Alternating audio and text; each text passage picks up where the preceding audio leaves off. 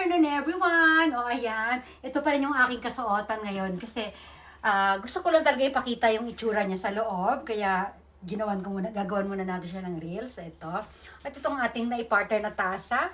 Ngayon ay 4:30 na po dito sa amin. 4:30 na. So pag ganitong oras, umiinom na po ako ng mainit na tubig.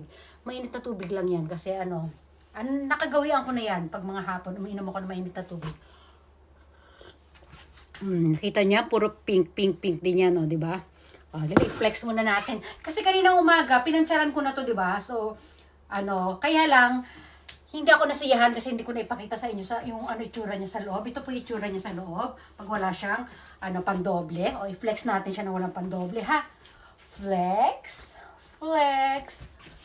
Flex. Masyado masikip dito sa akin pinag-flexan. Pero, ayan po yung itsura niya.